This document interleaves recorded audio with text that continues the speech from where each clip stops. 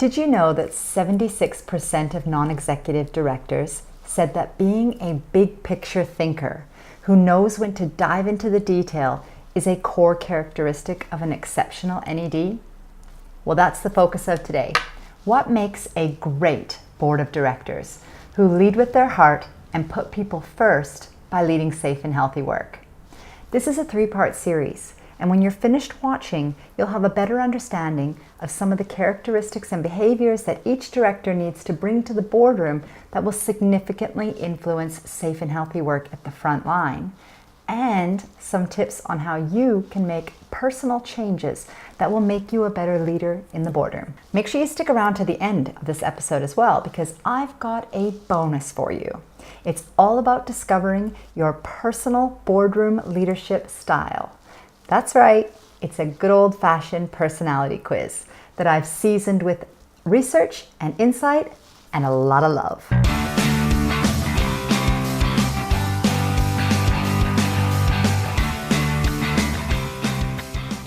Welcome back. I'm Samantha McGolrick, and you are watching the No WTA Show, where I help board members and executives like yourself know what to ask and when to act, so that you can lead with your heart and put people first by leading safe and healthy work.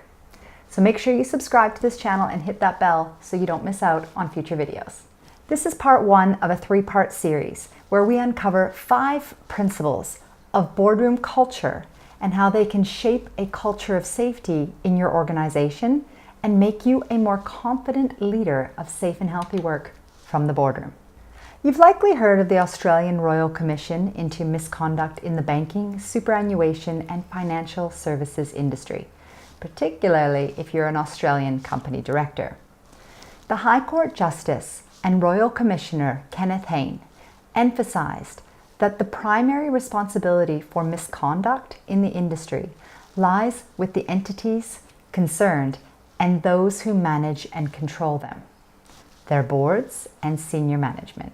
His report highlighted that failings of organizational culture, governance arrangements, and remuneration systems lie at the heart of much of the misconduct examined in the Commission. But let's be honest, the responsibilities and influence of the board on corporate culture, governance, and remuneration is not new insight, and there is plenty of research on better practice that supports the importance of the board's influence in these areas. What is commonly not discussed, though, is what does a boardroom culture look like where the board actively demonstrates putting people first? Because this is where you play a pivotal role in shaping organizational culture. It's also how you will be effective in leading safe and healthy work. If that's piqued your interest, let's get started. Principle 1, directors must show everyone the respect and dignity they deserve, regardless of their job title, pay grade, race, ethnicity, gender, religious beliefs, or their disability or illness. The definition of dignity in the Oxford Dictionary is the state or quality of being worthy of honor or respect. And it's a basic human right, which is why it makes the top of this list of principles. Because it is also a human right for the people in your business to work in healthy and safe conditions, and to go home in the same condition they came to work. Or better, if you're really committed to making a difference to the lives of those who work for you. And this is why this particular principle is foundational to leading safe and healthy work. As I mentioned in episode 22, Paul O'Neill, former CEO and chair of Alcoa, said treating people in the organization with dignity and respect was a down payment on nobody ever gets hurt here, because we care about our own commitment to safety and we care about the people we work with. Here are 2 ways you can demonstrate respect and dignity for all those in the business by what you do in the boardroom. Firstly, show a level of interest for your CEO's mental and physical state, because they will take those cues now that they have more comfort that you would support them in doing the same for others. And they will show their team that same level of respect. And that will carry through your business like osmosis. Secondly, don't rush your health and safety discussions. When the board rushes these conversations, like not taking sufficient time to really question or challenge the status quo, or the information that's been provided to you, then you're inadvertently demonstrating a lack of respect and dignity for the health and safety of those in the business. Again, the executive will take the cue from you as to where your priorities are. I know you have a lot to cover in board meetings, so part of this is being confident in what to ask and when to act. That's why you're here listening to this show. And part of this is just putting yourself in the shoes of those who work in the business. For example, you could ask management whether employees have been contacted personally post a workplace injury or illness, because it's those sorts of behaviors that show people we care. It shows them respect and dignity. Quick side note for you, always ask open-ended questions. Those close-ended questions are part of what the executive team at BP got into trouble on the Deepwater Horizon oil rig. Principle 2, directors must have empathy and compassion. And to me, I always think of empathy as this kind of sacred space when someone's kind of in a deep hole and they shout out from the bottom and they say, I'm stuck, it's dark, I'm overwhelmed. And then we look and we say, hey, you climb down. I know what it's like down here, and you're not alone. Sympathy is, ooh, it's bad, no. You want a sandwich? Empathy is a choice, and it's a vulnerable choice, because in order to connect with you, I have to connect with something in myself that knows that feeling.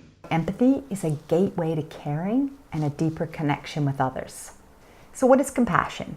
This is where you take your empathy and you do your best to help alleviate a person's suffering from that situation. And this is why this principle is important to leading safe and healthy work. If your board culture is high on empathy and high on compassion, then directors are more likely to go the extra mile to discover and query safer and healthier outcomes. And both are necessary when leading from your heart.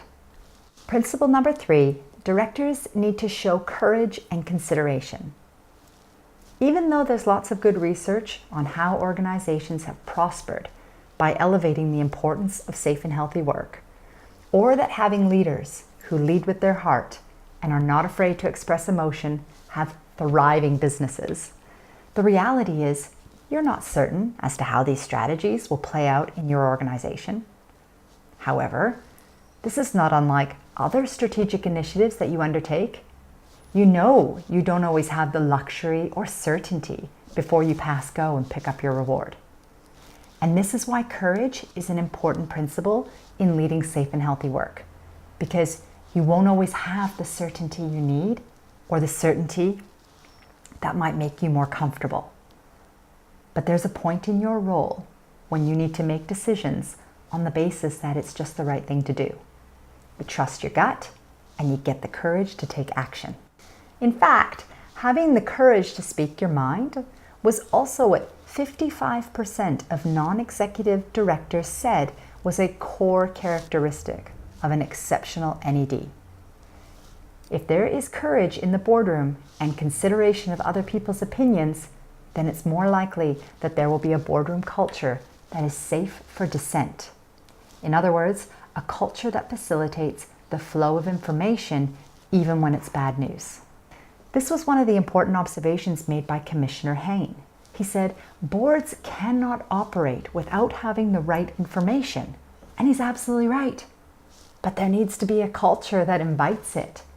And that culture does not shoot the messenger of bad news, if it's done with the intention of continuous improvement.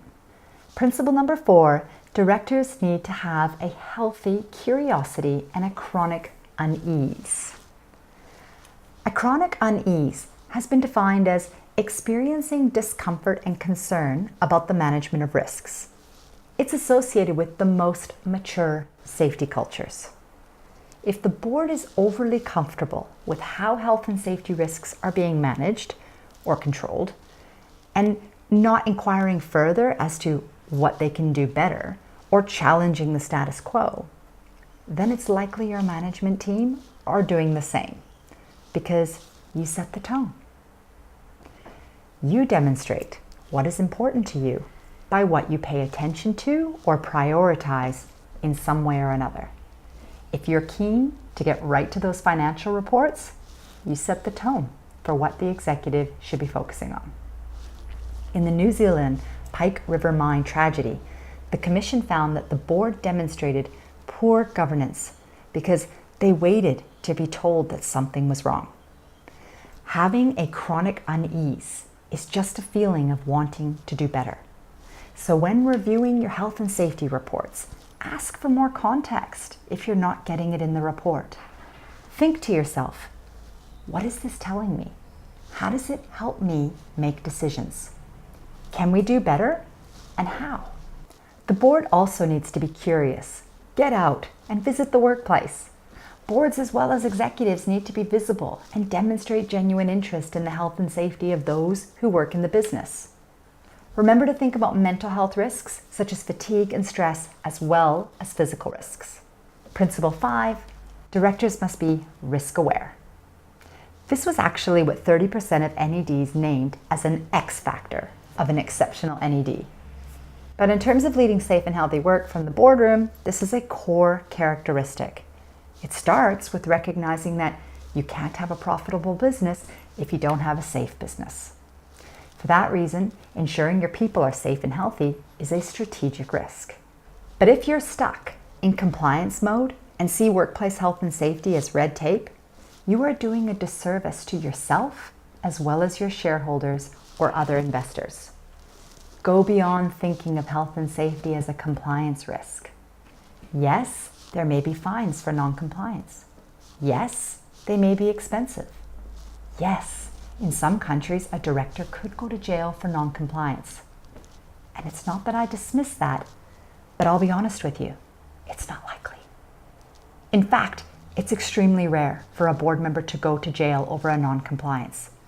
So let's put that aside. You don't need to keep your people healthy and safe because the law tells you to. You do it because you want to. You believe in your fiduciary duty as a company director and because it's the right thing to do.